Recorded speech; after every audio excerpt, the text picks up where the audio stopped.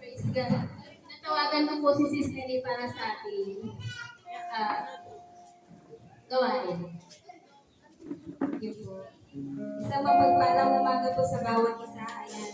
Tunay nga pong napakabuti ni Lord na tayo po ay narito ngayon sama-sama muli. Sama-sama po tayo purit magsama sa aming Panginoon. Tayo po ay bless ni Lord sa ating buhay ng kalakasan, ng kapatid. Ayan. Tunay nga po. Nararapat naman siya papurihan, nalaya ng awitin ng kapatid mula sa ating puso. Awitin po natin ang nararapat. Hallelujah. Purihin ka, Panginoon. Salamat, Lord.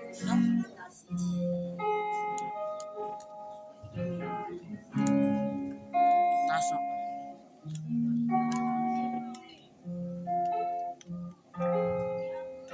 Salamat sa dakila mong pag-ibig. Salamat sa pagyakap mo, Ama. Ang presensya mo ang ninanais ko. Puso ko ay para lang sa'yo. Minsan pa, salamat. Salamat sa dakila mong pag-ibig. Salamat sa pagyakap mo, Ama.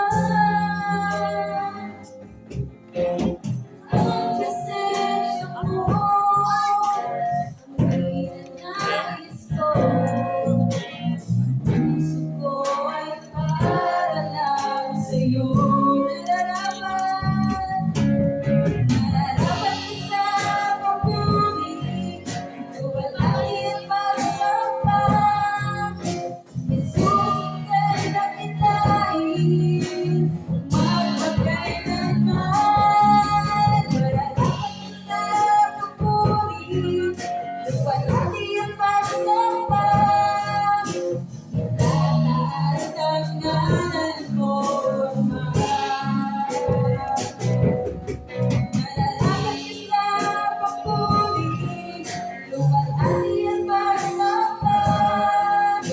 Jesus, ika'y dakilain, magpagkailanman. Nararapat ka sa papuri, luwalhati at pagsampa. Tataas ang ngalan mo, kailanman hindi ka nagbabago. Iwala ko'y ibibigay sa'yo. Mga pangako mo, pagkakabagan ko. Mamalagi sa kanila mo. Nararapat ka sa papuri, luwalhati at pagsampa. Jesus,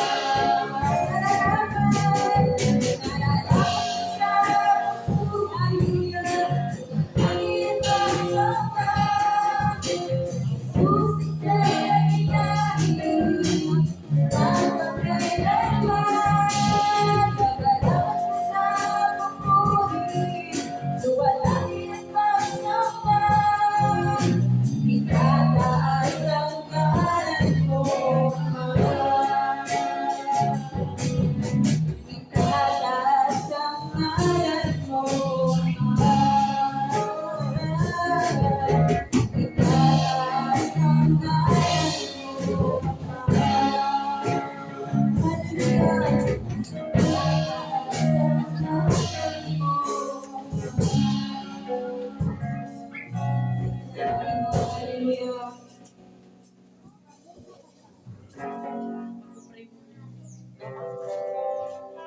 Hallelujah. Hallelujah. I quote this verse from Bayan of Revelation. Nakita ko at narinig ang tinig ng libo-libo at bilang-bilang mga anghel na nakapaligid sa trono sa apat na buhay na nilalang at sa 24 na namumuno. Umaawit sila ng malakas. Ang tupang pinatay, karapat-dapat tumanggap ng kapangyarihan, kayamanan, karunungan, kalakasan, karangalan, kalwalhatian at kapurihan. At narinig ko ang lahat ng nilalang sa langit, sa lupa, sa ilalim ng lupa, sa dagat, na umaawit, ibigay sa nakaupo, sa trono at sa tupa, ang kapurihan, kalwalhatian, karangalan at kapangyarihan, magpakailan pa man. Amen. Hallelujah. Lord, ang Diyos sa kapangyarihan, ito ang pupurihin, ikaw ang sasambahin, ikaw ang pararangalan, Panginoon sa umagang ito. Ikaw may taas sa aming buhay, ikaw may taas sa sisyon, O Lord, Father God. Lord, we deny ourselves unto your Father God. In the name of Jesus, Lord, we glorify you, we magnify you, to your hand and trust and service of the Lord. In the name of Jesus Christ, our Lord. Amen.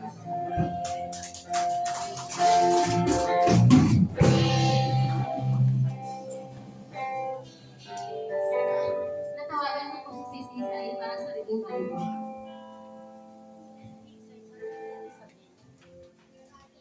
Awit ng pagpupuri. Purihin si Yahweh, ngalan niya ay purihin. Noong kanya mga lingkod. Ng lahat ng lingkod niya ay templo ay pumasok. Upang doon naman sa banal na bahay ng Diyos. Si Yahweh ay papurihan pagkat siya ay mabuti. Ang taglay niya mabaitan ay mananapat sa pagpupuri. Iyanin ng mga buningan kay Jacob ng kanyang lingkod. Ang Israel naman na may bansang hiniram na kaya ay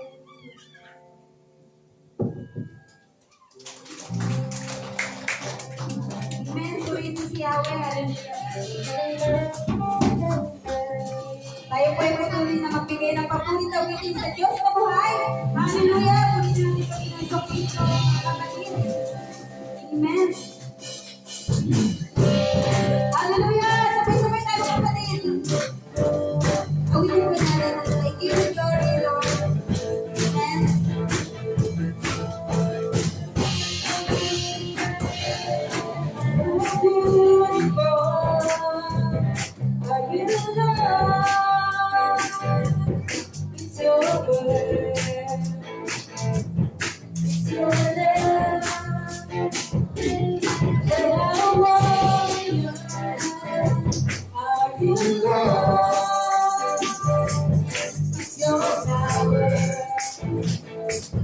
It's your love.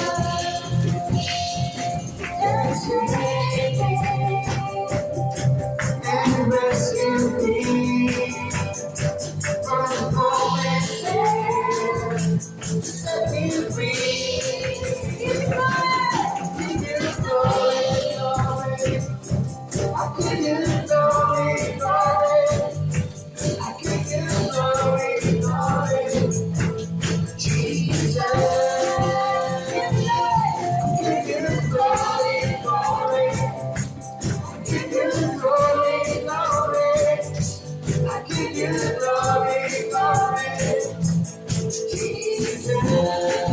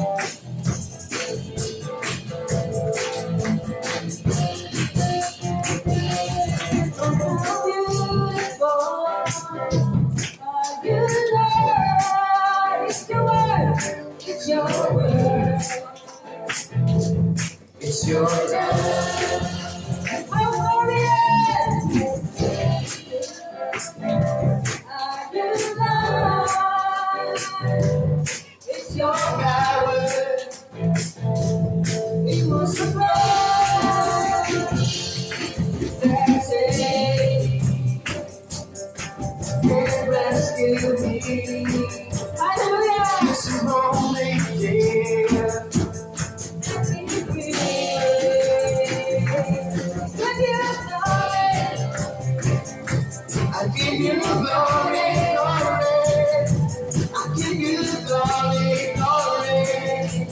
Jesus, I give you glory, glory. I give you glory, glory. I give you glory, glory. Jesus.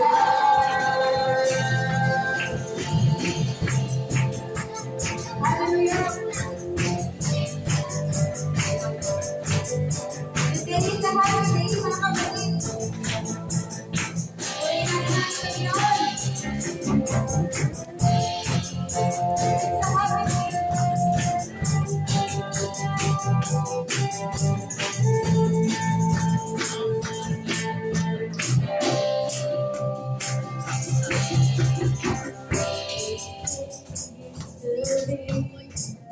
that is feeling you have rescued me. Sing it out, Jesus is still alive. It was the empty grave, and the turning you have brought the day. Light it up, Jesus is still alive. He's alive.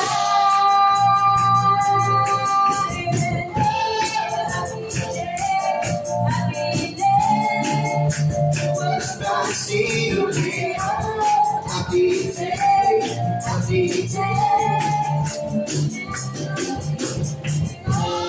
happy day, happy day.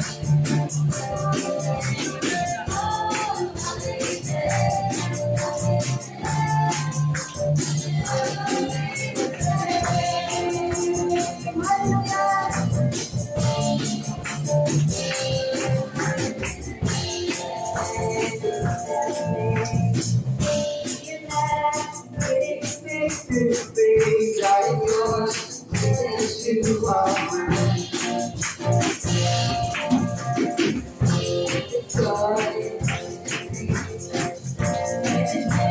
Finally, we'll see, celebrate. Jesus is alive.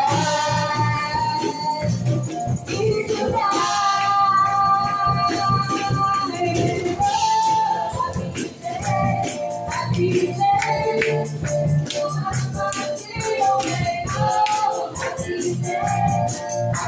day, we'll never be the same. Oh, happy day, happy day. Happy day, happy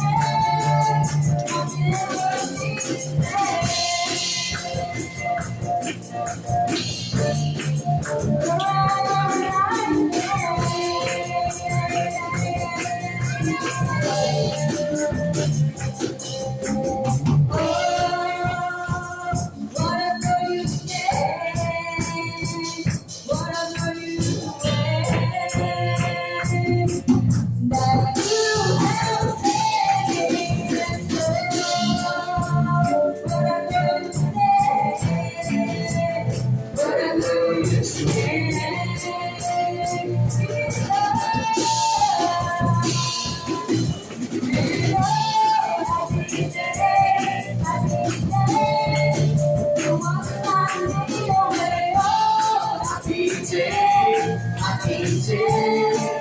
I'll never be the same. Oh, happy day, happy day.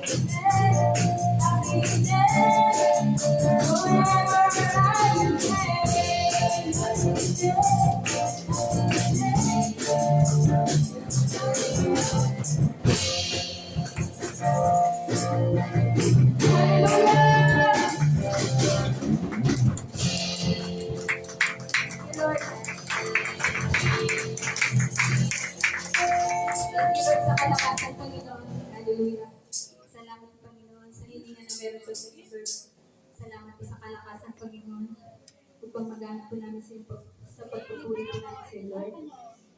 Kapatid, tayo ay muling umawit. Dati pong pagpapagawin pa natin ang emotions.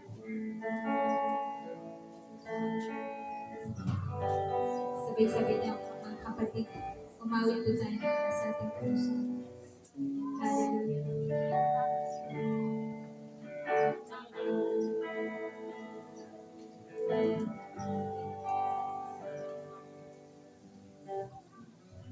Holy out upon the world, great unknown, your King terrified to hear your peace, no oceans speak, my faith will stand. I will call upon your name. Keep my eyes above the waves.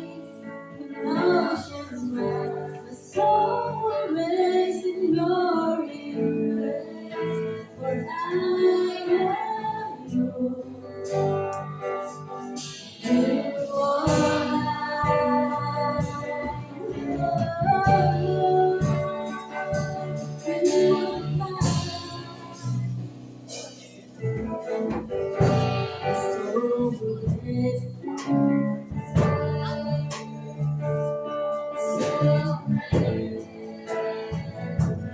Be my God. It surrounds me, never fail, and you won't come down. So I will call upon your name. Keep my eyes upon the waves. When oceans rise, your words in your embrace. For I am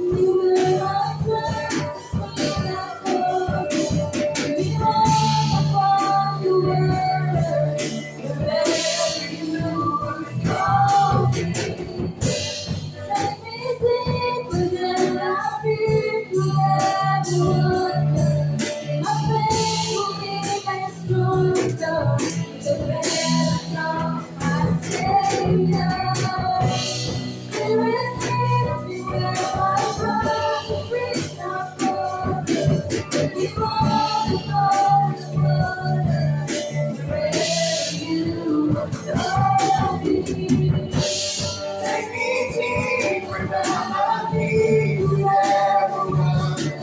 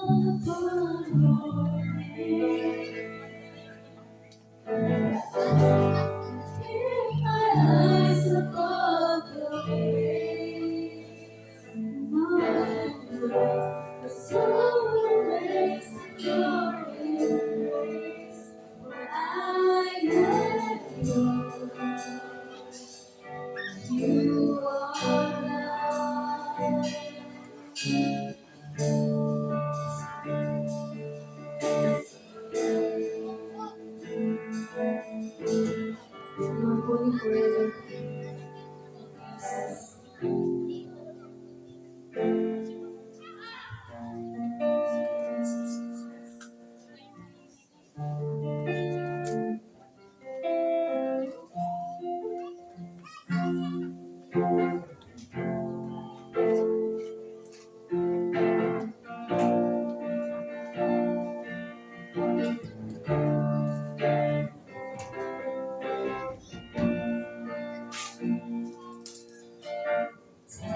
generations rolling down in worship, sing the song of ages to the Lamb. Sing the God before us, all who will believe. We sing the song of ages to the Lamb. Your name is the highest. Your name is the greatest. Your name stands above them all. Your thrones and dominions of power and positions. Your name stands above them all, and the angels cry, holy, all creation's cry, holy, you are lifted high, holy, holy forever.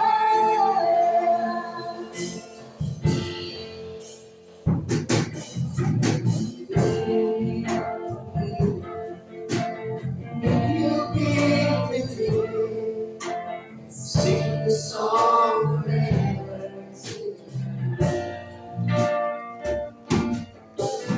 If you walk in freedom, if you were to stay, sing the song forever. We'll sing the song forever. And the angels cry, holy, all creation's cry, holy, you are lifted high, holy, you're holy forever. Your people sing, holy, to the King of Kings. Holy, you will always be. Holy, holy forever.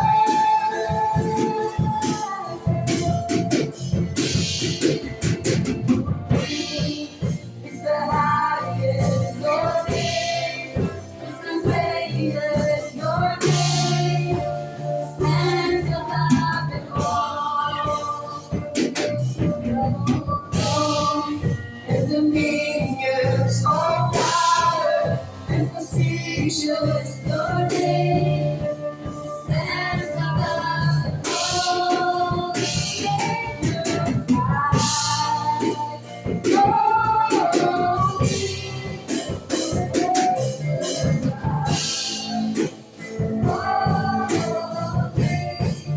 You are lifted high, holy, you're holy forever.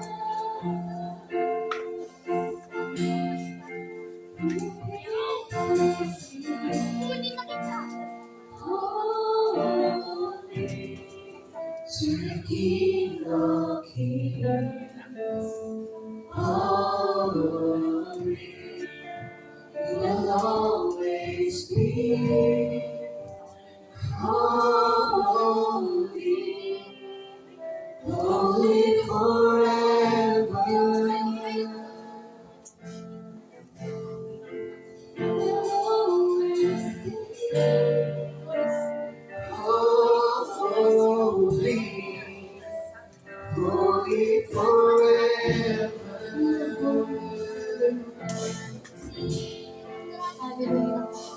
We praise you, Lord. We glorify your name, Jesus. Hallelujah. Thank you, Lord, sa lahat, Panginoon. Salamat po, Panginoon, sa pagkakataon, Panginoon. At kay mapapurihan, Panginoon.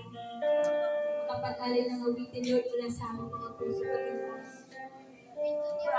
Ang awitin ito, Lord, Panginoon, nagdalangin mula sa aming puso, Panginoon. Tinataas namin sa iyo, Lord. Hallelujah, sapagkat ikaw ang aming Diyos, ang makapangyarihan sa lahat. Aming tagapagligtas, Lord. Sa lahat, Panginoon. Kulang ang salita ng salamat, Lord, Panginoon. Alam niyo na po, Panginoon, kung gaano kami nagpapasalamat sa iyo. Pinupuri ka lang, Panginoon. Hallelujah.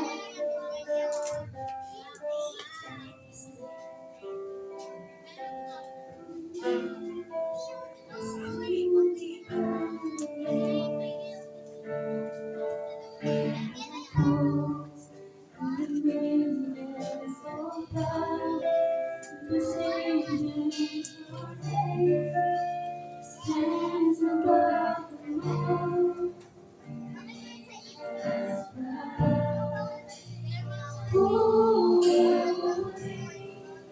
Holy, gracious God.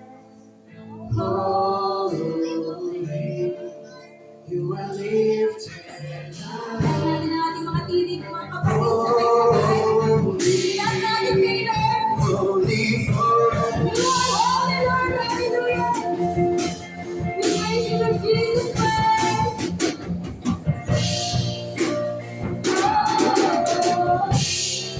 The King of Kings. Holy, you will always be. Holy,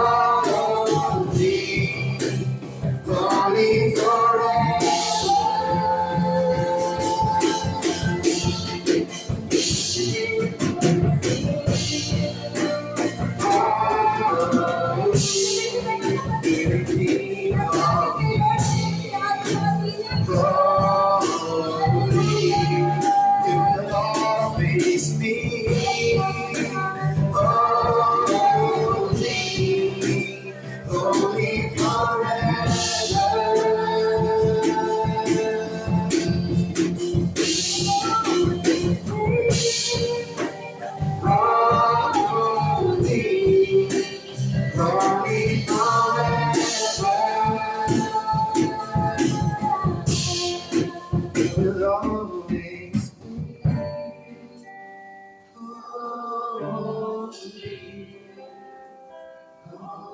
forever.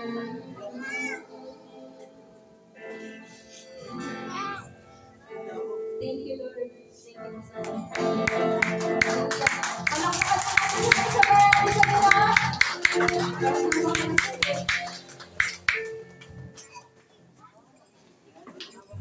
Magandang umaga po sa lahat. Good morning po.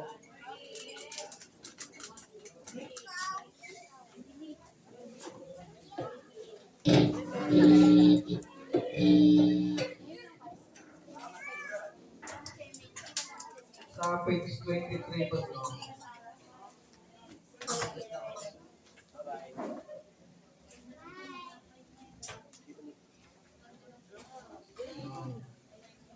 Amen. Good morning po ulit sa lahat. So, ba't nasa labas na tayo lahat? Parang ayaw niyo sa akin na naglabasan na kayo. So, let us review yung pinag-usapan natin last January. Amen? So, ang pinag-usapan natin dati is 7 kinds of Jesus followers. So, iisa lang yung gusto natin dito, yung number 7. Amen? Those who follow Jesus all the way. Amen po ba?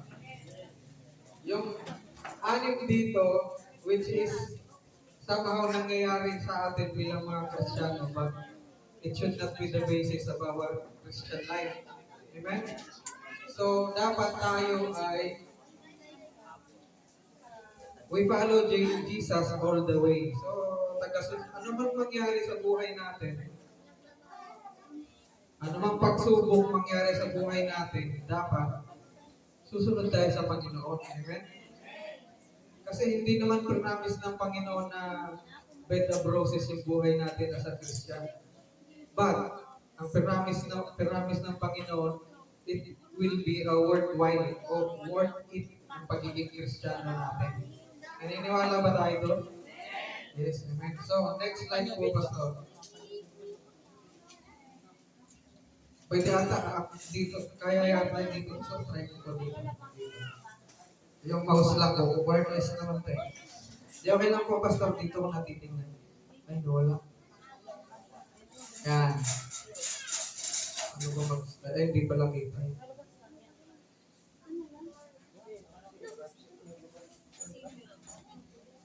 Yan, kiklik ko na lang. Yan. Sabi dito sa 1 Chronicles 11:1-3. Yan. So, ang pag-uusapan kasi natin, those who follow Jesus all the way. Paano ba nadidevelop yung ganong character sa isang Kristiyano? Amen? Hindi naman yan nadidevelop na lalo kung walang nagtuturo. Lalo kung Sunday Christian lang. Ang all the way Christian is ito yung anumang mangyari sa buhay natin, anumang pagsubok, hindi tayo bumibitaw sa Panginoon. Amen? Yan yung all the way Christian. So, nawala. Ayan. Paano ba nadidevelop yun? Sabi dito sa example natin sa 1 Chronicles 11:1-3. Then all Israel gathered to David at Hebron and said, Behold, we are your bone and your flesh. In time past, even when Saul was king, you were the one who led out and brought in Israel, and the Lord your God said to you, You shall shepherd my people, Israel, and you shall be prince over my people, Israel. So all the elders of Israel came to the king at Hebron, and David made a covenant with them in Hebron before the Lord, and they anointed David over Israel according to the word of the Lord through Samuel. So, just to review, no? Si King Saul yung unang king ng Israel. Amen? Siya yung, dati kasi si Samuel yung kanilang prophet.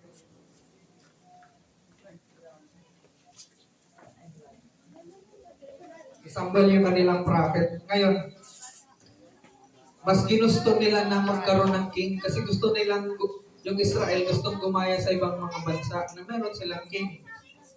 So, actually, si Samuel nung time na yun nasaktan. Pero sabi ni Yahweh, huwag kang masaktan kasi hindi ikaw ang i-deny nila, kundi ako, si Yahweh ang dinideny nila. Pagbigyan mo yung kanilang kahilingan. So, yan, ang binigay is si Saul.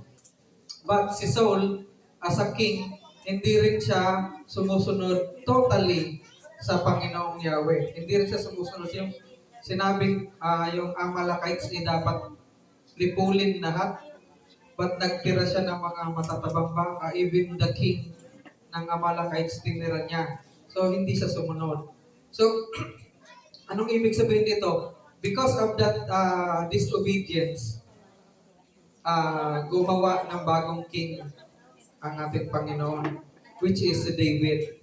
So, inanoint siya ni Samuel, even nung bata pa siya, tapos habang king pa rin si King Saul. So, ito yon.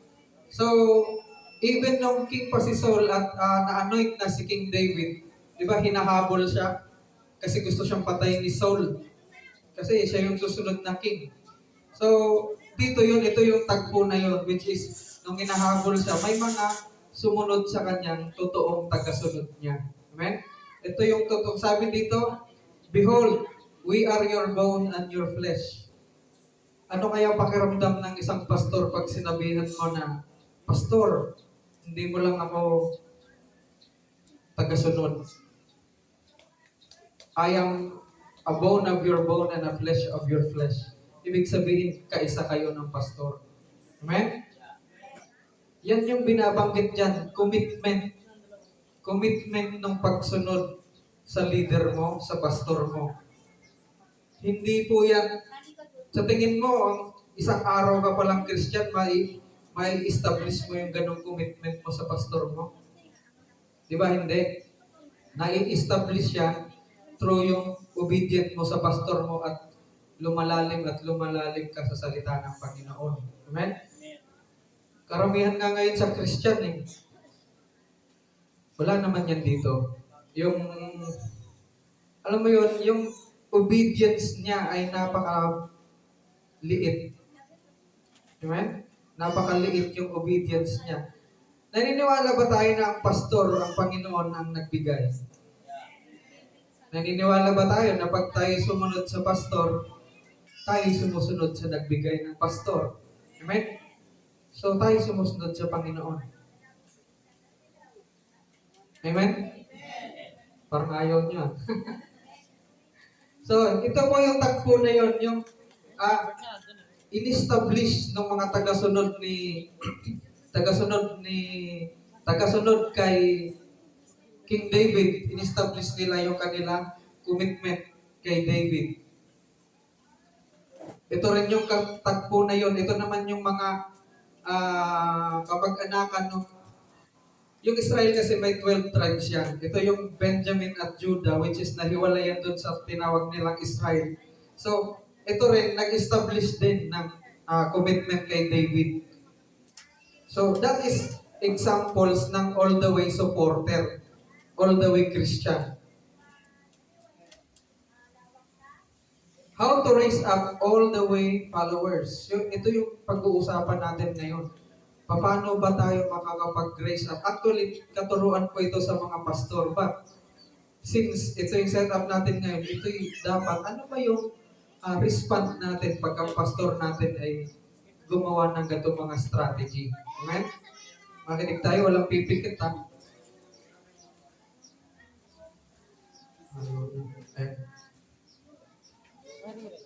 Tenth of meeting principles. Narinig nyo na mo ba yan? 10 of meeting principles. So, basahin natin para mas maintindihan natin. Sabi dito, how to raise up all the way followers is bring all your leaders to the tent of meeting regularly. Regularly. Sabi dito sa Numbers 11:16, the Lord therefore said to Moses, gather for me 70 men from elders of Israel, whom you know to be the elders of the people and their officers, and bring them to the tent of meeting and let them take their stand there with you.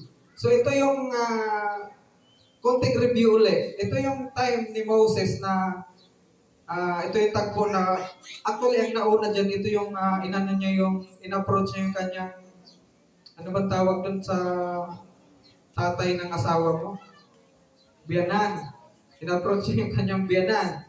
Tapos, sinabihan siya ng ganitong strategy mo. Kumuha ka ng leader ng tig sa 10, tig 5, tig 20, tig 30, tig 50, tig 100. Yan yung kanyang advice kay Moses. But, hindi po yan sinunod ni Moses kasi ang tinuro ni Yahweh ito. Ito yung sabi niya, gather for me 70 men from elders of Israel, whom you know to be the elders of the people and their officers, and bring them to the tent of meeting and let them take their stand there with you. Pag nakikipag-usap kasi si Yahweh kay Moses, bumababang parang ulap yan sa tent of meeting. Yan yon. Actually, yung tent of meeting is, mamaya ma-explain natin, ito yung lugar na kung saan labas ito nung kampo ng mga Israel. Di ba dati nung nasa wilderness sila, lumabas sila ng Egypt. Nagkakampo lang yan sila habang papunta sa Promised Land. Habang sila nagkakampo, pag tumigil sila, meron yan silang tent of meeting na ini-establish. Separate ng kampo nila. Nasa labas yan. Lalakarin mo pa. So, ito yung nun. Sabi dito, gather for me 70 men from elders of Israel whom you know. So, dito po, totally, yung sinasabi natin, ito yung proof na kung bakit sinasabi natin na ang nagbigay sa pastor, ang nag-select sa pastor is ang ating Panginoon. Ang nag-select sa leaders is ang ating pastor. Amen? May gets niyo po? Sinong nag-select kay Moses? Ang Panginoong Yahweh. Amen? Itong 70 leaders na to, ito yung mga leaders niya na nabuo, core group niya. So, ibig sabihin, hindi dapat tayo magmalaki mga leaders. Amen? Meron kasi mga leaders na huwag kayong magagalit sa akin, ha? Meron kasi mga leaders na, alam mo yon, basta ako, tsaka si Lord, okay, bahala na yan si pastor. Tingin niyo tama yon? Hindi yun tama. Bakit po? Ang pattern ng Panginoon is siyang nagbigay ng pastor, ang pastor yung magbubuo ng kanyang group. Amen? Sabi dito, and let them take their stand, and let them take their stand there with you. Kinakausap si Moses. Ano ibig sabihin niya? Let them take their stand there with you. Ibig sabihin, yung suporta ng ng leaders is nasa pastor. Amen? Hindi natin pinagkakaisahan ng pastor. Amen? Mata mo, galit na kayo. Intro pa lang tayo. Amen? Ina-arrange natin yung tamang attitude natin as Christian. Amen? Hindi tayo, wala naman tayo maipagmamalaki sa Panginoon. But, sabi ko nga, if we are following Jesus Christ, i-follow din natin yung binigay ng Panginoon sa iyo. Wala namang yes, nakakapag-manifest ang ating Panginoon sa buhay mo. Pero ang pattern niya is magbigay ng tao upang mamuno sa buhay mo, maging pastor sa buhay mo. Amen? Nung gusto niyang ialis ang Egypt ang Israelite sa Egypt, sino tinawag niya? Si Moses. Nung gustong abutin ng Panginoon ang mga hintil na katulad natin, sinong nutusan niya? Si Paul. Amen? Nung gustong isave ni Panginoong Yahweh yung sangkatauhan laban sa kasalanan, ang inutusan niya si Jesus Christ upang magpakatao. Amen? But He is a God. Nagpakatao lang siya para tayo saved. Amen? So, ang pattern ng Panginoon, pag mayroon siyang move, He selects people. He selects human. He selects individual. Amen? Hindi yung, kaya huwag kayo maniwala doon sa sinabing, basta ako, kahit di ako sunod kay pastor, okay kami ni Lord, okay na yun. Amen? Hindi ko po tinataas ang ating pastor. Sinasabi natin yung pattern ng Bible. Amen? It's up to you kung susundod nyo. But, sabi nga, ang lahat ng sumusunod sa salita ng Panginoon, nagasunod tayo ni Lord, di bakit hindi tayo susunod? Amen? So, yan yung Numbers 11:16. Tandaan po natin, ang nag-select sa pastor ay si Lord. Ang nag-select sa leaders ay, tandaan natin yan, ha? The tent of meeting is appointed place of impartation. Yan. Then I will come down and speak with you there, and I will take of the Spirit who is upon you, and will put him upon them, and they shall bear the burden of the people with you, so that you will not bear it all alone. Sino naniniwala ang buhay ng pastor hindi masaya? Tama na, tahimik na kayo. Bible nagsasabi niya. Sabi, burden. May masaya bang burden? Ito po, explain ko na mabuti, ha. Baka magalit kayo sa akin eh.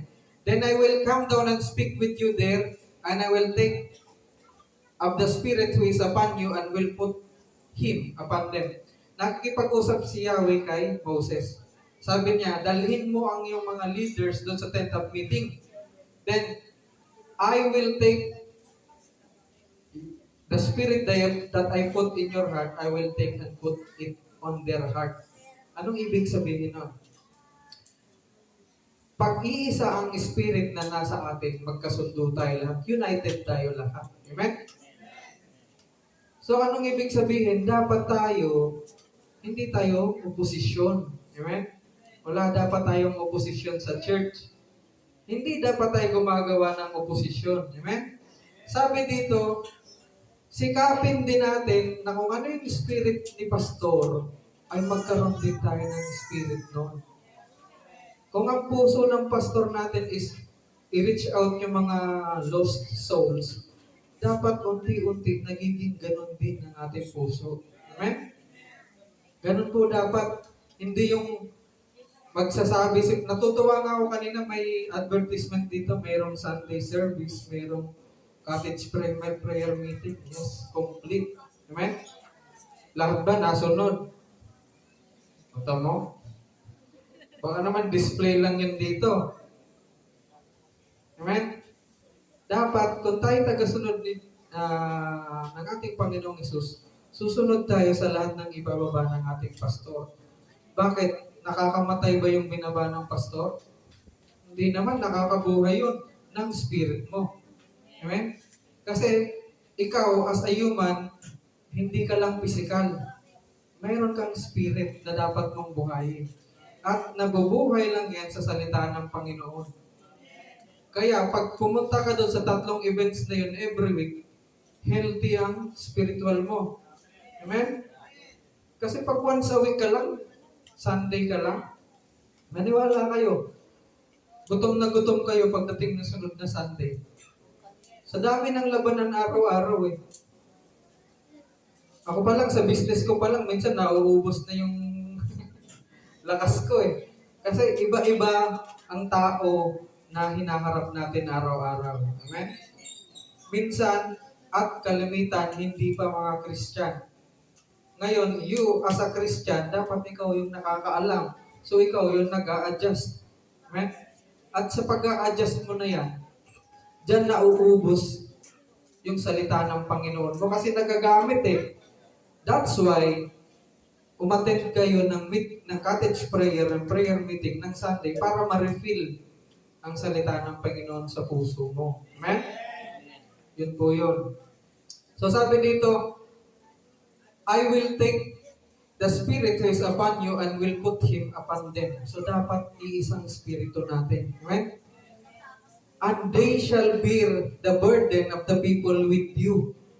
Ano ba yung burden sa church? Burden sa church. Ito ang mga ministry na to. Pag walang gumagana dito, nagiging burden ito. Amen? Pare, may mga gamit tayo, drums. Gitar, wala namang nagigitara.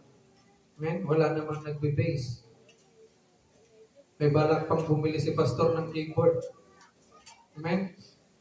Nagiging burden yan pag hindi natin ginagawa yung mga trabaho natin. Amen? Minsan nga sa JCCF, minsan na pati nga yung pag-ayos ng upuan, minsan nagiging burden pa eh. Amen?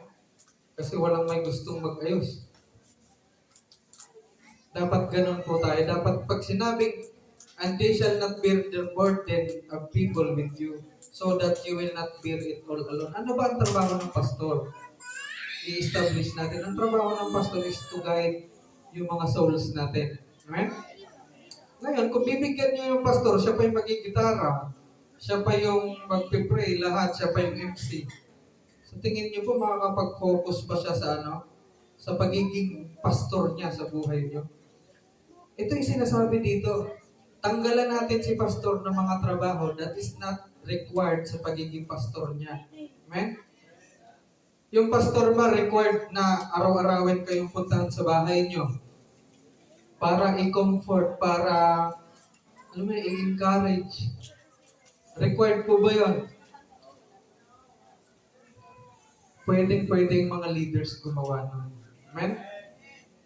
Huwag nating dagdagan ng trabaho ang pastor kasi hindi siya makakapag-focus ng main purpose niya, which is Hindi na pag-aaralan yung magbantay ng kaluluwa sa school. Isang school yan na pwede mong pag-aralan kung paano i-manage o paano i-guide yung kaluluwa ng tao. Wala nun. Amen? Pero yan yung trabaho ng pastor. Amen? Kaya pag kayo'y nare-rebuke ng pastor, abay magpasaya kayo dapat. Huwag kayo dapat yung kumukulo-kulo na yung dugo nyo. Tumatalbog-talbog na yung puso nyo na parang gusto nang lumabas sa katawan mo. Amen? Ganun po ang trabaho ng pastor natin. That's why, kung malilesen natin yung mga hindi naman required sa kanya, ano mga ministry na to? Yung pag-a-arrange ng program ng cottage prayer. Minsan kasi cottage prayer na nga, pag wala pa si pastor, wala rin dumarating. Minsan, si pastor lang ang dadating. Amen? Kaya magalit sa akin ha. Ang akin lang po is, ina-arrange natin yung ating mga attitude at ang ating mga puso. Amen? Next. The tent of meeting is the place, babalikan ko lang yung the tent of meeting is the appointed place of imparting. In our time today, meron po dapat tayong, ganito kahalaga yung let's say, may nagme-mentor sa atin. Amen? May nagme-mentor o pag tayo'y tumaas sa ating buhay pananampalataya. Kasi pag tayo lang, mabagal yung progreso. Amen? Pero pag may nagme-mentor sa atin, ito yung sinasabi na kung saan si pastor nyo kumukuha ng spiritual food niya, dapat doon din po kayo kumukuha. Pwede kayong sumabay sa pastor nyo. Para, ganito kasi yan ang issue dyan. Pag hindi tayo pantay ng spiritual frequency ng ating pastor, pag may binaba ang pastor, alam nyo kung ano yung attitude agad ng puso natin? To resist. Pag-resist tayo. Kasi, hindi tayo nakakasabay sa frequency ng ating pastor. Let's say, for example, pag nakikinig ba kayo ng radyo tapos hindi tumugma yung frequency, di ba? Distorted. Wala kayong maintindihan. Pero kung tumugma yung frequency mo, loud and clear yung naririnig mo sa radio. Ganon din po tayo. Kasi pag kunwari, pag hindi tayo pantay ng spiritual level sa ating pastor o yung frequency, hindi natin siya maiintindihan. Amen? At ano ang nangyayari pag di mo maintindihan? Ikaw mismo nagre-resist yung sarili mo. Amen? Sasabihin ng pastor mo, umattend kayo doon sa 3 event every week. Pastor, hindi na kailangan yun. Nagsisimba naman ako ng linggo eh. Amen? Linggo-linggo ako nagsisimba, hindi ko na kailangan yun. Pero hindi po yun totoo. Amen? Ang kailangan mo talaga yung 3 event just to refill yung salita ng Panginoon mo sa araw-araw.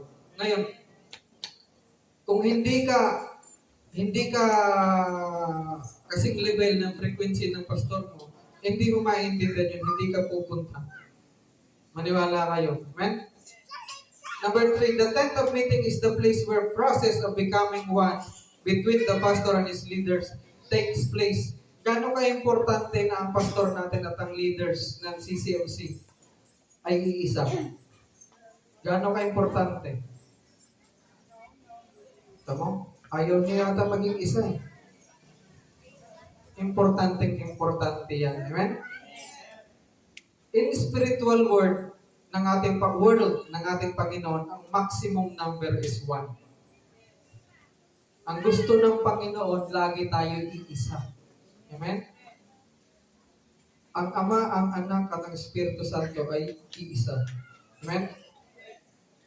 Mayroon tayong 3 elemento, body, soul, and spirit, but we are one.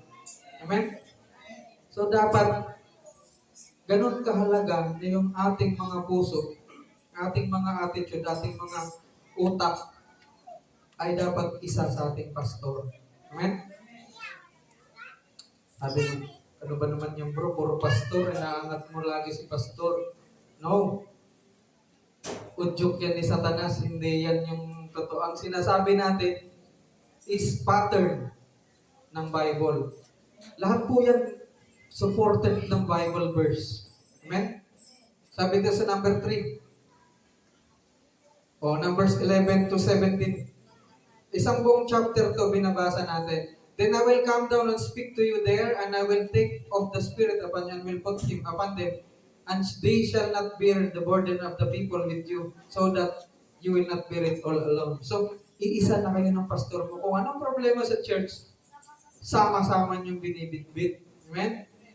Yung may problema na nga sa church, dumagdag ka pa sa bitbiting. Amen?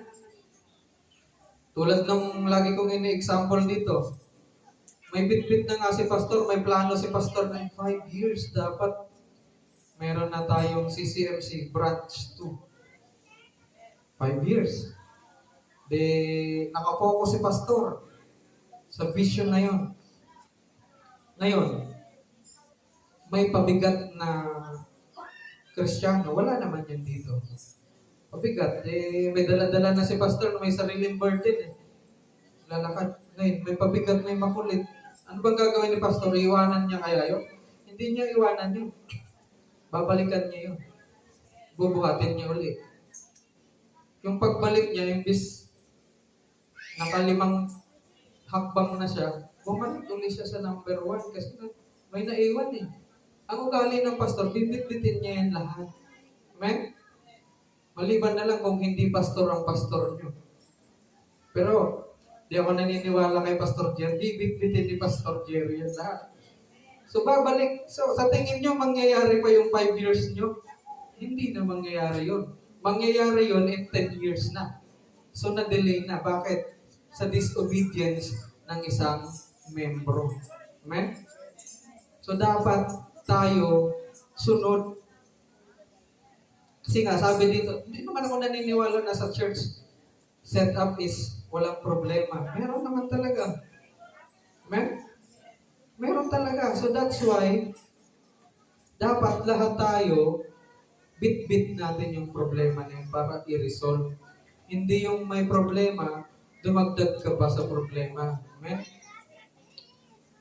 Next. The tent of meeting is the place where the pastor receives spiritual nourishment and ministerial upgrading on regular basis. So ito yung sinasabi ko kanina, na kung saan dapat kumukuha yung pastor natin ng spiritual upgrading, dapat doon din tayo para yung frequency natin ay isa. Isipin mo, si pastor sa ganitong simbahan kumukuha, which is ang setup is, let's say, prophetic ang dating ng pinagkukuhanan niya.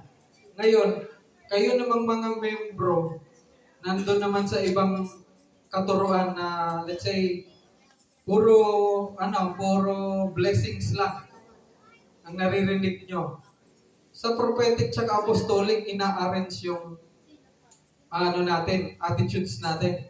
Pero dito sa pinapakinggan nyo, puro blessings lang. Blessings. Sa tingin nyo, pag in-arrange ni pastor yung attitude nyo, sasama kayo sa kanya. Magagalit kayo dahil hindi yun yung naririnig nyo. That's why the importance of kung saan nakikinig yung pastor nyo, doon din dapat kayo. Amen? Huwag kayong, mahirap kasi sa Kristiyano, sa ibang Kristiyano, yung maraming pinapakinggan. Yung dating sa'yo, parang ka magiging chapsuy. Amen? Hindi ka root deep sa salita ng Panginoon. Dami mo ngang alam, pero hindi mo may apply sa buhay mo. Kasi hindi ka lumalim. Alam niyo ba yung chapsuy? Masarap yun. Pero pag ginawa niyo sa buhay niyo yun, hindi maganda yun. Amen? Kainin lang natin yung chapsuy. The only way for pastor to raise up all the way followers is to bring his leaders to a stand of meeting failure to do so with your stressful ministry. Stressful talaga pag ang leaders mo mismo ang kumukontra sa'yo. Amen? Naniniwala ba kayo doon? Tama, parang ayaw nyo. Totoo yun, but huwag nating practicein yun. Amen? Dapat iisa tayo. Support tayo sa ating pastor.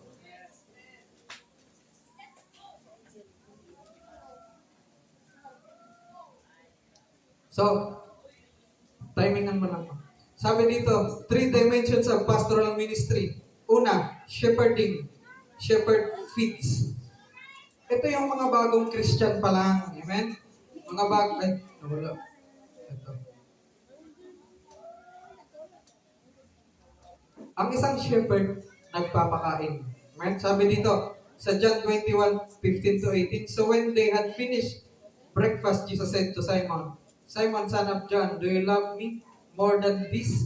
He said to him, yes, Lord, you know that I love you. He said to him, tend my lambs. He said to him again, and second time, Simon, son of John, do you love me? He said to him, yes, Lord, you know that I love you. He said to him, shepherd my sheep. He said to him the third time, Simon, son of John, do you love me? Peter was grieved because he said to him the third time, do you love me? And he said, Lord, you know all things. You know that I love you. Jesus said to him, tend my sheep. Truly, truly, I say to you, when you were younger, you used to gird yourself and walk wherever you wish. But when you grow old, you will stretch out your hands and someone else will gird you and bring you where you do not wish to go. Ano ibig sabihin dito? Kayo, pag kayo tinanong ni Lord, Jason, mahal mo ba ako? Yes, Lord. Pangalawa, Jason, mahal mo ba talaga ako? Yes, Lord. Pangatlo, Jason, mahal mo nga ba talaga ako? Alam mo yun? Anong mararamdaman nyo? Naniniwala ka ba sa akin, Lord? Amen? Yan yung pakiramdam ni Simon. So, anong ibig sabihin dito? Ini-establish din. Ito na kasi yung time na paakyat na si Jesus Christ. Pabalik ng langit. So, ito yung tagubilin kay Simon na dapat alagaan mo yung sheep. Yung mga nag-gather nilang tao, the time na nandyan pa si Jesus Christ na nangangaral, siyempre may mga nag-gather na tao. Ibig sabihin, alagaan mo yung mga sheep. Tayo ba sa ating mga Christian, alagain pa ba tayo? Amen? Dapat di tayo masyadong alagain. Amen? Hindi yung pag di ka lang nakamayan ni Pastor ngayong Sunday, hindi ka na makita next Sunday. Galit sa akin si Pastor. Bakit? Hindi ako kinamayan. Amen? Huwag ganon. Amen? Dapat, pag nakarinig tayo ng hard teachings sa ating pastor, matuwa tayo. Amen? Kasi, hindi nasayang yung pamasahe mo. Ano ba inaasahan nyo dito sa church? Para makarinig ng masasayang teachings? Partly siguro para hindi kayo magising, but ultimately, nandito tayo para tayong mabago. Amen? Ang praise and worship para sa Panginoon, but the time na may teachings or messages na, it is for us. I-absorb natin para tayo mabago. Amen? Ito yung sinasabi dito. Dapat, yung unang stage kasi ng pagiging Kristiyano, ang trabaho ng pastor dyan is to feed. I-feed niya yung mga tao para maramdaman nila yung kabutihan ng Panginoon. Shepherding is the initial work of the pastor in the lives of the believers so they will grow in relationship with God. Initial lang yan. Hindi dapat tayo nagtatagal dyan. Amen? Next, mentoring. Brethren, join in following my example and observe those who walk according to the pattern you have in us. Pag nagme-mentor ka, ito yung nag-guide ka, nag-lead ka. Hindi mo pwedeng i-guide or i-lead or i-mentor ang isang baby Christian. Amen? Sa tingin mo, yung isang baby in physical, 3 months old, 6 months old, kaya mong i-guide yan, dito ka maglakad. Hindi pa nga marunong maglakad. Amen? Ganito ang pagkain, hindi niya pa nga marunong, kayang sumubo ng... Amen? Ang kailangan dyan, feed. Feed pa lang. Pero once na nag-mature ang isang Christian, capable na siya upang i-lead, i-mentor. Amen? Kaso lang, minsan, ang mga Kristiyano na habang tumatagal, tumitigas yung puso. Nagiging over-familiar sa pastor. Habang nililid kayo ng pastor, siya mismo yung umaayaw. Wala naman sa Christian, wala naman sa CCMC yun. Amen? Ako konti na lang nag-i-amen. Amen? Alam mo ba, ang isang natutunan ko doon sa seminar namin, for you to experience the Word of God na narinig mo, you have to respond correctly. Amen? Example, sinabi ko, Jeremiah 29:11. Alam niyo yun. Pero, tatahimik ka lang. The way, pag tayo nag-respond sa salita ng Panginoon, pag sinabi mong, yes Lord, be it unto me according to your word. Yes Lord, para sa akin yan. Yes Lord, susunod ako dyan. You are actually expressing in the spirit world na gusto mong puntahan yung nakita ng Panginoon sa buhay mo. Amen? Ang Panginoon nangungusap sa atin, ito kasi ito yung mga natutunan ko nung seminar. Ang utak natin, ganito kasi yan. Lalo pag hindi ka nagre-respond. Ang utak natin, pag nakarinig tayo ng salita ng Panginoon, sasabihin ng utak natin, let's say, may darating na blessing sa'yo. Narinig mo sa akin, sasabihin mo ng utak mo yun, okay, saan magkagaling ang pera? Ang dami pa ang utang eh. May babayaran ka pa. Pag uwi mo ngayon, putol na yung kuryente mo. Ganon ang utak natin. Kasi nabibuild yung decision making natin based on the past experiences. Naniniwala kayo doon? Past experiences. Let's say, may nanliligaw sa'yo ngayon. Ayoko na, hindi ko sasagutin yan. Bakit? Kamukha yan ng ex ko eh. Iniwan lang ako bigla. Magkakilay pa sila. Amen? Kasi, na-build yung decision making natin based doon sa past na na-experience lang, na-record ng utak natin. Pero si Lord, naalala niya yung may babae sa New Testament yung nangangalon niya na babatuhin na sana para patayin. Sabi ni Lord, sino yung walang kasalanan? Siya yung unang bumato. Yung babae na in the future nakapag-akay ng isang buong city. Amen? City ang kanyang naakay. So, anong nangyari? Nakita kasi ni Jesus na may na great impact ito in the future. Nakita niya na yung future. Kaya niya protect. Ngayon, pag nag-usap ang Panginoon sa buhay mo, He is not speaking to you from the past. He is speaking to you from the future. Amen? Kaya ngayon, pag nagre-respond ka ng salita, you are actually prophesying na gusto mong makabot yung future na pinapakita sa iyo ng Panginoon mo. Sabi nito, Jeremiah 29:11, napakandang pangako. Pero, ano yung panlalaban ng isip natin? Dami mo ang utang eh. Sino magbibigay sa iyo ng pera? Ganon. Ang gagawin natin, tanggapin muna natin sa puso natin. Amen? At pag nagsalita yung isip natin, i-bombard mo yung salita na nanggagaling sa Panginoon. So, ibig sabihin, sa utak mo palang may World War III na nangyayari. Amen? At dapat manalo ka sa war na yun. Kasi pag di ka nanalo, ibig sabihin, yung faith mo napakaliit. Amen? So ngayon, pag nagpo-prophesy tayo, habang nakikinig tayo sa salita ng Panginoon, dinidesign natin yung buhay natin based sa kung ano ang nadatnan ng Panginoon sa future mo. Ang future mo kasi present niya na yun ngayon. Amen? Kaya pag nangungusap siya sa'yo, tandaan po natin lagi na nasa future siya. But it's actually His present. So tayo, past niya na tayo, pero present natin to ngayon. Amen? So, if you want to design yung buhay natin ayon sa salita ng Panginoon, respond correctly. Amen? Huwag tayong narinig. Hindi mo alam kung narinig o tulala lang talaga eh. Amen? So dapat practicein natin respond correctly. Huwag tayong maging tahimik. Amen?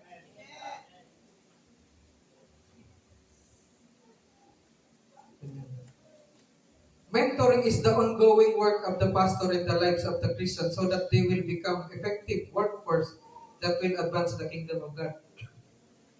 Naalala yung teachings ko dati na Antioch Church. Hindi pastor ang nagsimula nun. Breakthrough Christians. Katulad natin. Amen? So, pag tayo'y na-build ng ating pastor to be a effective workforce, hindi na ngayon burden ni pastor yung magawa ng pangalawang branch. Kasi burden mo na rin yun. Amen? Burden mo na yun. Kasi nga, naipasa na yung spirit ni pastor sa inyo at na-build na kayo to be an effective workforce. So, katulong na kayo ng pastor. Hindi si pastor lagi na lang. Pag may nanghihina na kapatiran, si pastor agad ang tatawagin. Pwede naman yung mga leaders eh. May nilalagnat. Nagkakasakit si pastor agad. Layo ba ni pastor? Pupuntahan pa doon sa bahay. Pwede naman yung malapit na leaders. Amen? Ganun po ang sinasabi dito sa teachings natin. Third, fathering. Sabi kanina, yung shepherding feeds, mentoring leads. 3, fathering. Ilang beses ko na ata na-teach dito. Father and son relationship. Amen? As a father breeds. Hindi mo pwedeng i-breed to continue your legacy sa anak na baby pa lang.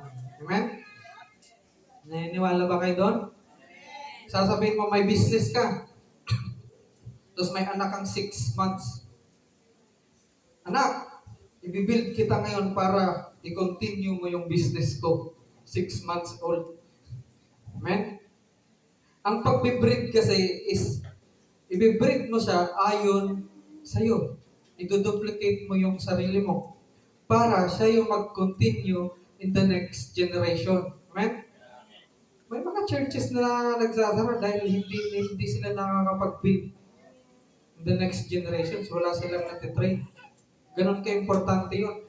Dapat nagagawa natin yung fathering para pag may father and son relationship, closely connected kayo, nai-impart mo ngayon yung spirit mo sa kanya, nai-impart mo ngayon yung puso mo sa kanya, nabibuild mo siya ayon sa kung gaano ka bibuild ng Panginoon. Amen? So, pag ganun kaya niyang, hindi naman natin sinabing, hindi natin alam ang buhay natin sa mundo. Amen? Hindi natin alam kung kailan tayo kukunin ni Lord. Kaya, importante na mayroon tayong nabibuild na pwedeng mag-continue in the next generation. Amen? Kuhanin man tayo ni Lord, at is yung puso natin kasi okay, may magtutuloy niya. Amen? Dapat rin. So, ito yung fathering. Nagbe-breed. Sabi dito, I do not write these things to shame you, but to admonish you as my beloved children. For you, if you were to have countless tutors in Christ, yet you would not have many fathers, for in Christ Jesus, I became your father through the gospel. Exhort you, therefore, be imitators of me. For this reason, I have sent you Timothy, who is my beloved and faithful child in the Lord, and he will remind you of my ways, which are in Christ, and just as I teach everywhere in every church. Sabi dito, marami man tayong tutor, pero iisa lang yung tatay natin. Amen? Sa isang pamilya ba, gaano kasaya yung maraming tatay? Di ba? Magulo yun. Yung maraming nanay, mas magulo yun. Amen? Sa buhay mo, dapat isa lang yung kinoconsider mong tatay. Amen? And that is where you are connected spiritually. Kung pastor mo yan, dapat connected ka sa pastor mo. Hindi yung nakikinig ka sa pastor mo, nakikinig ka sa ibang pastor, maya-maya babanatan mo yung pastor. Hindi yan totoo, pastor. Iba yung sinabi nitong napakinggan ko eh. Hindi doon ka.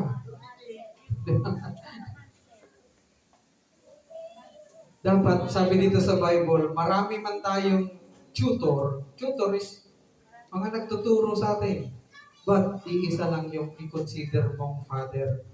At ang father, siya ang nasusunod ng lahat. Amen? Let's say, ang authority ba ng father pantay sa authority ng panganay na anak? May authority yung panganay na anak doon sa mga mababa niyang kapatid. Pero kung ikukumpara mo sa authority ng tatay, wala yun. Amen? Kasi minsan, ang tingin natin sa pastor, kuya-kuya lang, big bro. Amen? Dapat, ang turing natin sa ating pastor, he is the father of the house. Amen? Nilagay siya ng Panginoon sa CCMC, sa church, to be the father of the house. So, ibig sabihin, pag siya ang father, siya yung ultimate authority. Tahimik na kayo. Nag-i-amen, taga-JCCF lang. Amen? Parang di nyo gusto Amen ba? Yun. Dapat ganun yung mindset natin.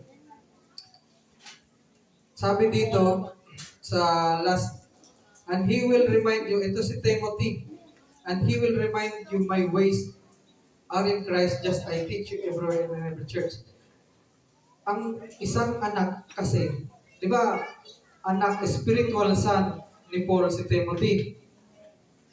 Kaya niya i-duplicate ni Timothy kung paano nagdi-decide si Paul.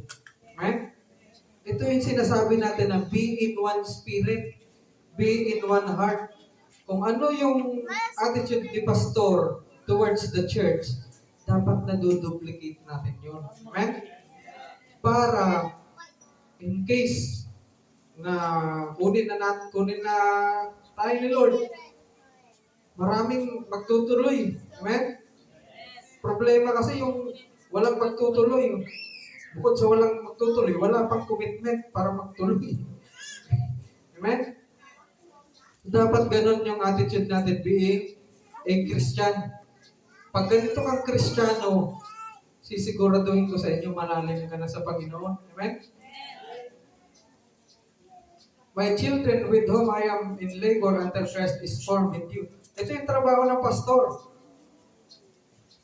Nung hinasikan ka ba ng salita ng Panginoon gamit si pastor, pinabayaan ka ba niya? Sino yung mga na-convert dito gamit yung buhay ng ating pastor? Di ba? Nung na-convert ka, sinabi ba niya, o sige, dyan, bahala ka na sa buhay mo. Na-convert ka na, narinig mo na yung salita ng Panginoon, it's up to you. Di ba? Hindi.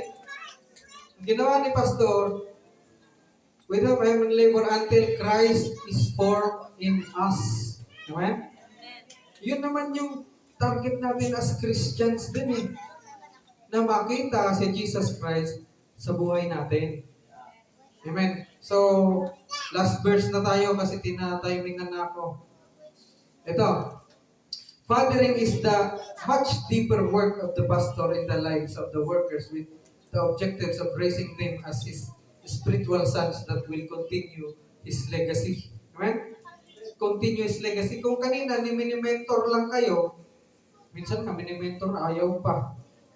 Gina-guide lang kayo, ayaw pa. Amen?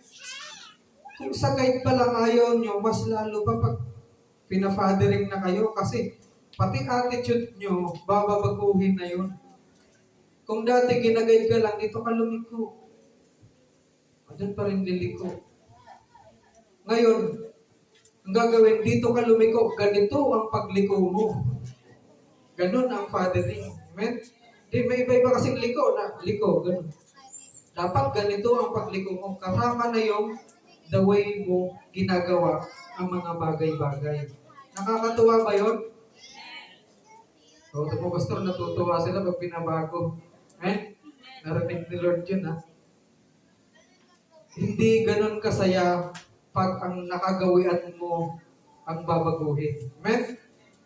Pero kung talaga tayo susunod sa Panginoon, kaya yan. Amen?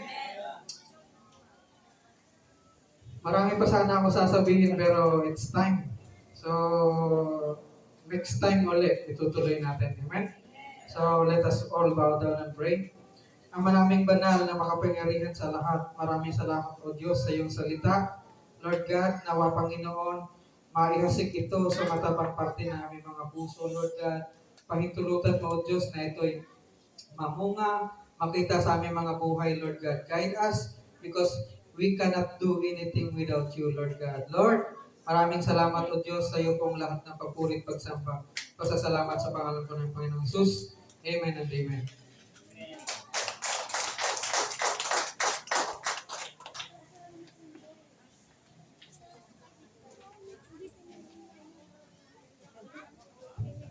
Praise God. Maraming salamat po sa ating Panginoong Diyos na buhay. Tunay po na napakabuti ng ating Panginoon. Maraming salamat po kay Brother Jason sa binahagi po niya ng salita para sa atin. Bago po tayo dadako sa Thanksgiving or pasasalamat, nais ko pong i-welcome yung ating bisita. Galing sa Taguig. Maraming salamat po sa inyong pagbisita sa CCMC. Kayo po ay welcome sa amin dito. Ngayon po, dadako tayo sa pasasalamat. Kung sino po yung may nais na magpapasalamat sa ating Panginoon, welcome po kayo sa ating harapan.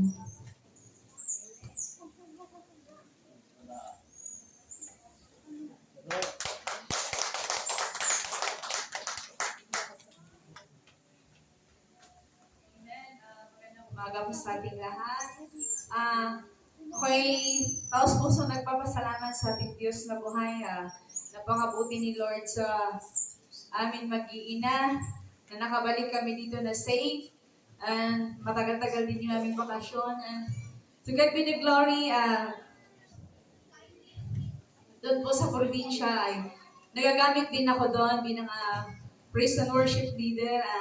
Sabi nila, huwag ka nang bumalik doon. Dito ka na lang para madagdagan na naman kami. So, sabi ko, hindi pwede kasi yung anak ko, hinahanap talaga yung kung saan siya lumaki. Then to God be all the glory, napakabuti ni Lord sa buhay ng aking asawa na kahit magkalayo kami is andyan yung pag-guide niya sa amin sa bawat isa. Hindi siya nakakalimot kay Lord every Sunday and Saturday may sila doon sa SMAG sa mga lalaki. Patuloy yung kanyang pag-a-attend, sinasama siya ni Brother Alan sa mga cottage prayer meeting. Natutuwa ako kasi dati naman hindi siya ganun dito. Masyado siyang mahiyain, sabi ni Brother Alan. Natutuwa ako kay Joe Marcis kasi seryoso talaga siya. Kasi marami sila doon pero siya lang yung dinadala kung saan si Brother Alan kasi nakikita niya sa aking asawa na seryosong maglingkod sa ating Diyos na buhay. Kasi palagi kaming nagpapaalahanan na malayo tayo sa isa't isa. Kailangan si Lord yung sentro ng ating relasyon. Kasi hindi po biro na magkalayo bilang mag-asawa pero si Lord hindi kami pinabayaan. Minsan may time na nagkapagpuhan kami pero ilang minuto lang din kami nagbabalik kasi hindi pwedeng patagalin kasi malayo nga po kami. So salamat kay Lord. Salamat na hindi niya kami pinabayaan sa trabaho ng aking asawa. Andiyan siya nag-guide. And then kahit nung last week, nandito na kuryente daw siya, pero hindi siya pinabayaan ni Lord. Nagulat na lang siya nung nanginginig siya, sabi na in Jesus' name, biglang na-off yung switch doon sa kuryente. Sabi niya, ganito pala dito sa ibang bansa. Pag nakuryente yung tao, yung switch nila biglang nag-off. So, talagang to God be all the glory. Napakabuti ni Lord sa buhay. Sa aking asawa, sa ating lahat. Yun lang po.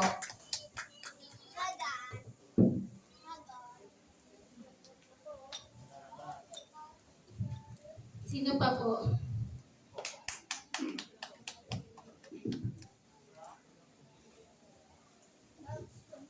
Good morning po. Ayan, ako po ay nagpapasalamat din. Sabi ko kanina, sana ganito tayo karami palagi. Yan, salamatan ko si Lord dahil napakaraming biyaya sa buhay ng aking pamilya, patuloy na pagpapagaling sa aking asawa. Nakita ko yung malaking improvement sa kalusugan ng aking asawa. Salamat kay Lord. At nagpapasalamat din ako marami na tayo po ay palaging sama-samang nagpupuri kay Lord sa lugar na ito.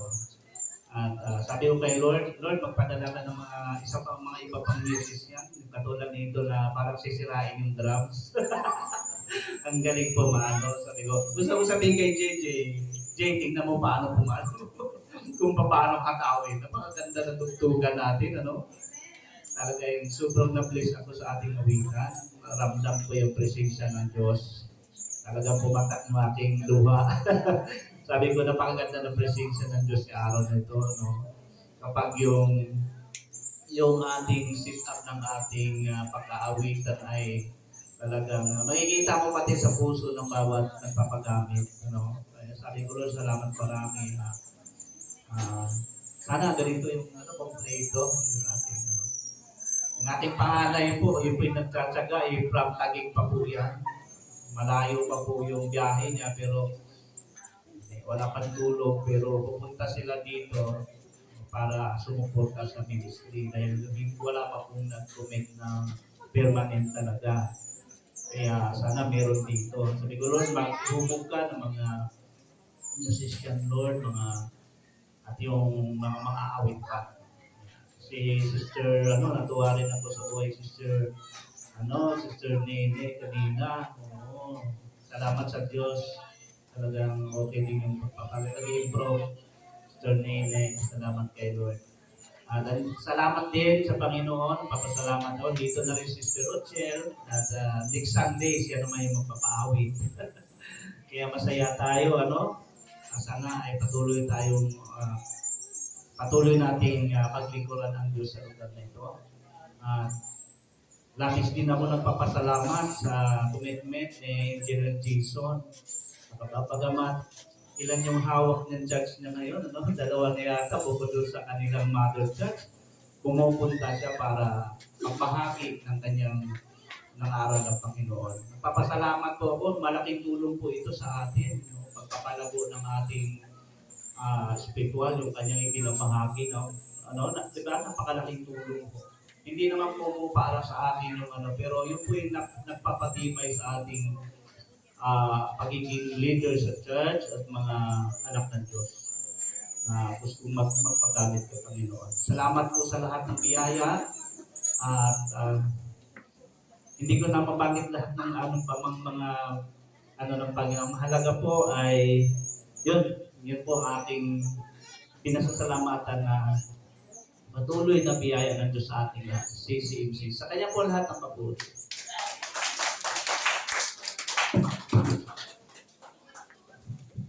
Praise God. Meron pa po ba? Kung wala na po, dadako na po tayo sa operatory. Natawagan ko po si Pastor Jed.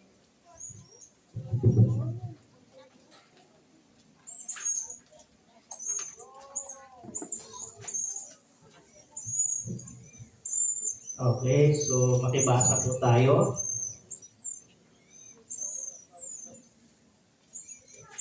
Yung 2 Corinthians 9:10 hanggang 11 po. 2 Corinthians 9:10 hanggang 11. Ang Diyos na nagbibigay ng binihing ihasik at tinapay na makakain. Ang siya rin magbibigay sa inyo ng binhi at magpapalago nito upang mamunga ng sagana ang inyong kabutihang loob. Pasaganahin niya kayo sa lahat ng bagay para lalo pa kayong makatulong sa marami. Sa gayon dadami ang magpapasalamat sa Diyos dahil sa inyong tulong na dadalhin ko sa kanila. Pansinin po natin yung verse 10. Ang Diyos daw po yung nagbigay sa atin ng food and seed. Dalawa po yung hinapot na binibigyan ng Diyos sa atin, pagkain at binhi. Kaya po yung pong ating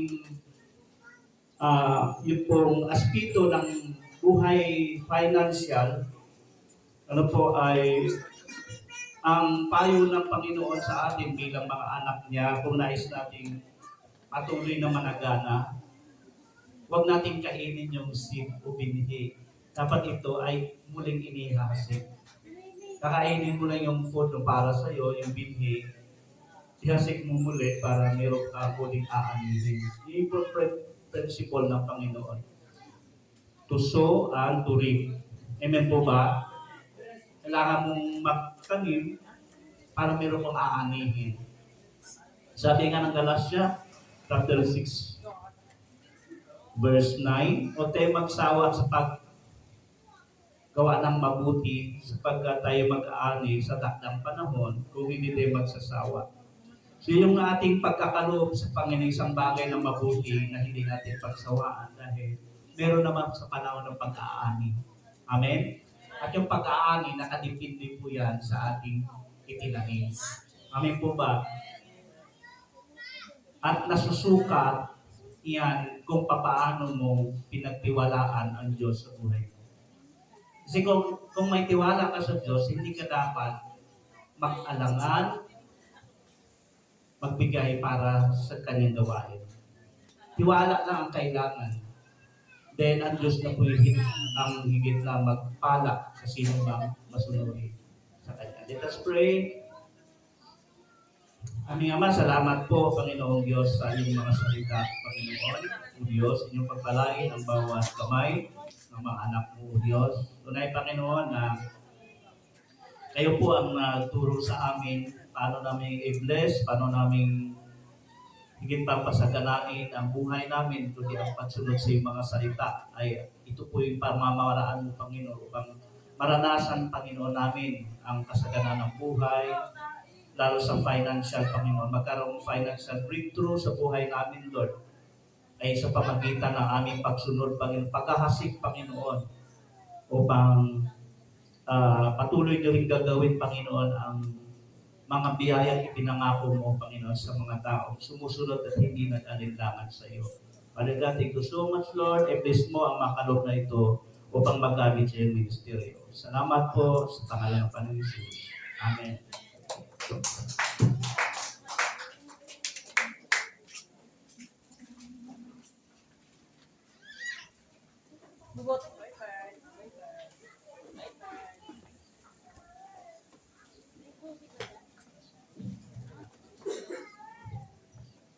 Kuya.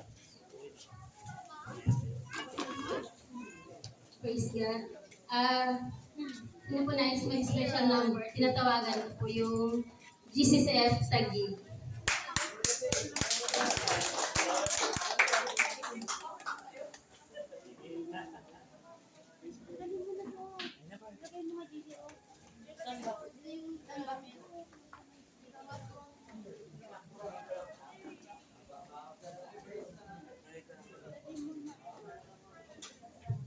Go.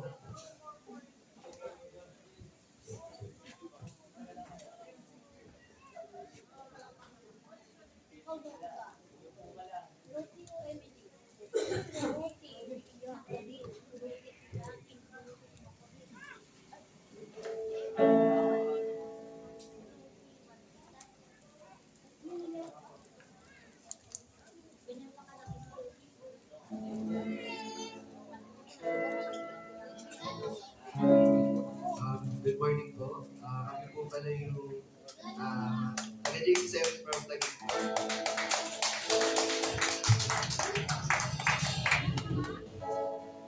And yung awitin po namin ngayon is, yung title niya po is Lilim. At kung alam niyo po, pwede po kayo makisabay sa amin.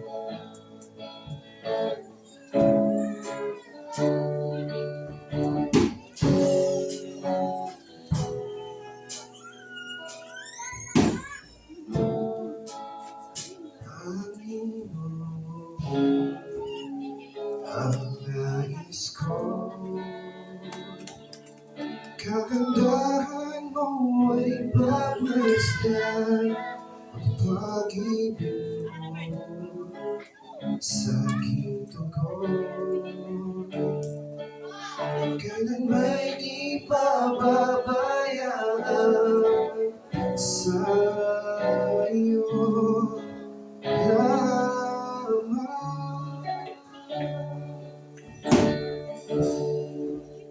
Tatakbuhan sa iyo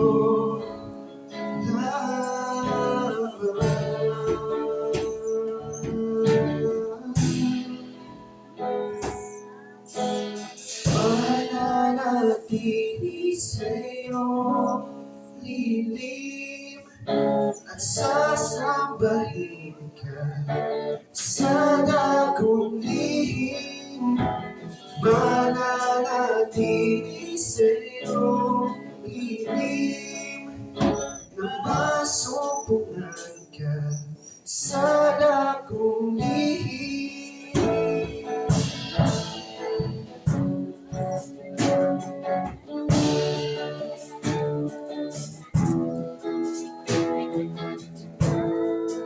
Panginoon, ang ngalan mo ay galing at sandigan ko, nagbabago ang akong mo. Saya mo'y panghahawakan sa iyo lamang.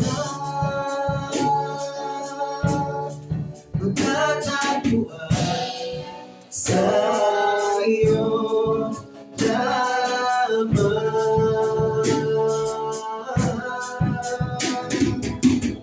mananatili sa'yo lilim at sasabayin ka sa dagong lihim. Mananatili sa'yo lilim at masumpungan ka sa dagong lihim.